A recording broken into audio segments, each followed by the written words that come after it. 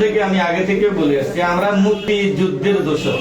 মুক্তিযোদ্ধারা যেখানে মুক্তিযুদ্ধ যে যারা করছে আমরা তাদের সাথে আছি। এখন হয়তো অনেকে বিএনপি আমাদেরকে প্রশ্ন করবে যে বিএনপিতে অত মুক্তিযোদ্ধা আছে, আপনারা বিএনপিতে যান না কেন?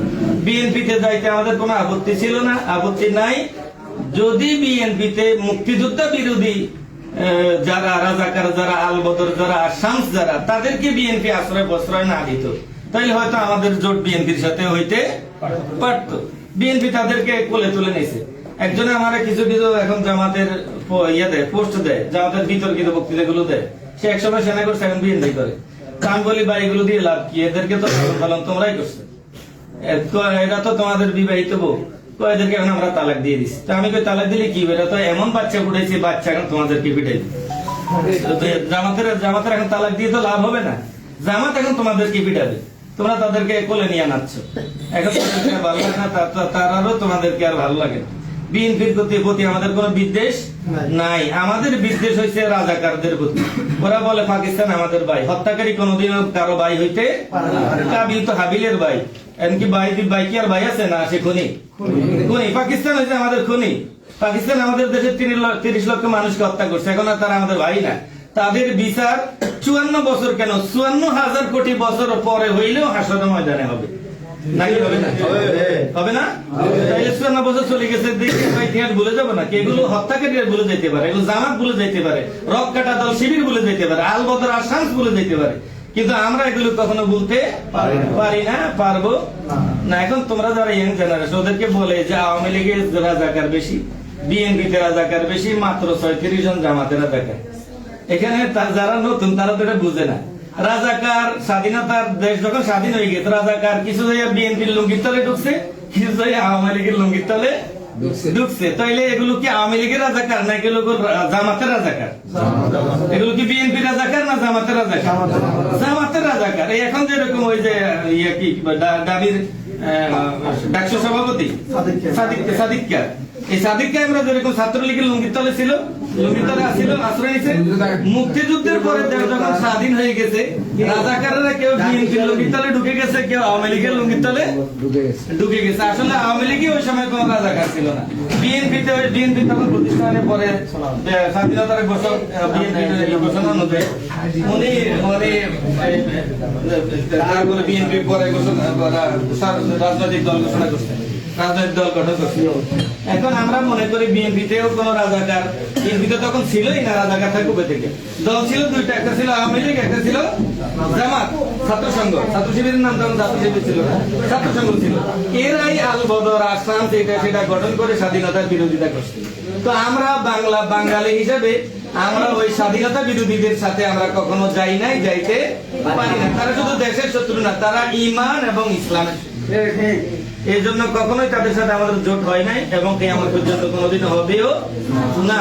আবারও শেষ কথা বলছি, আমরা আওয়ামী লীগের দোসর নই, আমরা মুক্তিযুদ্ধের দোসর, যারা দেশের স্বাধীনতা অর্জন করেছে, যাদের কারণে আমরা স্বাধীন বাংলাদেশ পাইছি, আমরা তাদের দোসর। তবে আওয়ামী লীগের কোন কর্মকাণ্ডে আমরা একটা টাকা কেউ, আমি তো 2012 সাল থেকে 17 সাল পর্যন্ত সভাপতি ছিলাম, 8 সাল থেকে আমি সাংগঠনিক সম্পাদক, 10 সালে সাধারণ সম্পাদক। আমি যখন ছাত্র সংগঠনের কেন্দ্রীয় দায়িত্বে ছিলাম, তখন আমি বলতে পারি আওয়ামী লীগের কাছ থেকে আমরা এক টাকা, এক দিনার দেড়হাম পর্যন্ত আমরা তাদের কাছ থেকে আমরা গ্রহণ করি নাই। তাদের কোন অপকর্মের সাথে আমরা জড়িত নই। শুধু আমরা নির্বাচন করছি নির্বাচন কমিশনের অধীনে নির্বাচনের শর্ত পূরণের জন্য, আওয়ামী লীগের স্বার্থ হাসিলের জন্য না। নির্বাচন কমিশনের নির্বাচনের শর্ত পূরণের জন্য আমরা নির্বাচন করছি। এছাড়া আওয়ামী লীগের কোন কর্মকাণ্ডের সাথে আমরা জড়িত নই।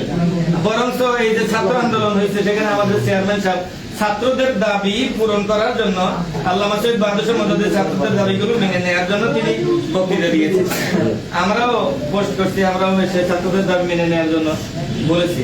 কিন্তু আমাদেরকে তারপরে এটা তারা বলবেই, এটা জামাত, এটা হচ্ছে রাজাকার, এরা স্বাধীনতার শত্রু, ইমানের শত্রু, দেশের শত্রু, জাতির শত্রু, মানবতার শত্রু। এরা কত উগ্রবাদী, এরা এটা এখনো কেউ টের পায় নাই। আমরা যখন জোট করি নাই আওয়ামী লীগের সাথে, বা আওয়ামী লীগের যখন আমাদের দোষর বলা হয় নাই, তখনও আমাদের লিয়াকত ভাইকে তারা দিনে দুবারে চট্টগ্রামের কমার্স কলেজে তারা শহীদ করছে। কি জন্য করছে? ওদের মতাদর্শের বিরুদ্ধে গেলেই তারা, ওরা একে কোন দল, ইসলামী দল না ইসলাম বিরোধী দল, নামাজি না বেনামাজি, এটা তারা চাইবে না, তারা হত্যা করবে, তারা পথের কাঁটা সরাই দিবে। ওরা নিজেদেরকে একমাত্র ইসলামী দল মনে করে। তো যাই হোক, আমি নামাজ পড়তে হবে আমারও, আমি আর বক্তৃতা দিচ্ছি না। ওই যে আমাদের জাকির হোসেন মিয়াজি ভাই বলছেন, ছোট হুজুর আসছেন, মাদ্রাসার ছাত্রদেরকে এখান থেকে আগে আমাদেরকে কর্মী সৃষ্টি করতে হবে। যদি এখান থেকে কর্মী সৃষ্টি না করে এরা ঢাকা যাবে, চট্টগ্রাম যাবে, বিভিন্ন জায়গায় যাবে, তো এদেরকে যদি আমরা এখানে গড়ে না তুলতে পারি তাহলে আমাদের কর্মী সৃষ্টি হবে না। আজকে হাজীগঞ্জ যে দুর্বল অবস্থা, এই অবস্থায় আমাদেরকে আগামী দিনে শক্তিশালী একটা সংগঠনের অবস্থান তৈরি করতে হবে। আপনারা এই যে আমার কথা বলছে, আমি তো যুব ফ্রন্টের প্রথম সভাপতি। এর আগে কোন যুব ফ্রন্ট নামক সংগঠনই নেই, ছিল না দুনিয়ায়। আল্লাহ আসমানের নিচে জমিনের উপরে ছিল যুব ফ্রন্ট নামক কোন সংগঠন ছিল? তো আমি যদি নতুন হইয়া নতুন একটা সংগঠনের জেলায় জেলায় প্রতিষ্ঠা করতে পারি, এখন আপনারা বলবেন আপনার জেলা এত মরি রয়েছে কে? আমার জেলা মরি রয়েছে, আমি তো এখানে, আপনারা এক হইলো ডাকেন না, আর এক হইলো আমার পরে পারিবারিক বিষয়ে, চাকরি বাকরির বিষয়ে আমাকে থাকতে হয় অন্য জায়গায়। সেই জন্য আমি এলাকায় সময় দিতে পারি না। আবার এলাকায় সময় দিতে গেলে অন্য জেলায় গিয়ে সময় দিতে পারে। আজকে প্রায় 3 মাস পর্যন্ত শুক্র শনি, শুক্রবার তো জমা পড়াই, শনিবারে আমি বাসায় থাকতে পারি না। যারা চাকরি করেন, বিশেষ করে মুবারক ভাই সহ এদেরকে আমি বলবো, যারা চাকরি করেন, যারা বিয়ে করছেন, তাদেরকে আপনাদের পরিবার, আমি এটা এখন প্রায় বলি, পরিবার বলবে যে সপ্তাহে একদিন তোমরা আমাদেরকে সময় দেয় না। আপনারা বলবেন যে সপ্তাহে 5 দিনেই তোমাদেরকে সময় দেয়। আমি যে চাকরি করি, বেতন পাই, এটা তোমরা খাও। এটা আল্লাহ খায় না। আল্লাহ খায়নি? আমাদের চাকরির বেতন কি আল্লাহ খায়নি? আল্লাহ খায় না। তো আল্লাহর জন্য আমরা শনিবার দিব, আল্লাহর দিনের জন্য আমরা শুক্রবার এবং শনিবার। যারা জুমা পড়াই তারা শুক্রবার তো মসজিদে চলে যাবে, যারা জুমা পড়ান তারা শনিবারটা আল্লাহর জন্য দিবেন, আল্লাহর দিন প্রতিষ্ঠার জন্য দিবেন। আর যারা ছাত্র আছে, এখান থেকে আপনি বাইরে হয়ে যান, একদিন খোরশেদ ভাইয়ের মসজিদে যান, একদিন নিয়ামল ভাইয়ের মসজিদে যান, একদিন ওই যে যারা আছে আমাদের মসজিদে, এলাকায় এলাকায় আপনারা ট্যুর দেন।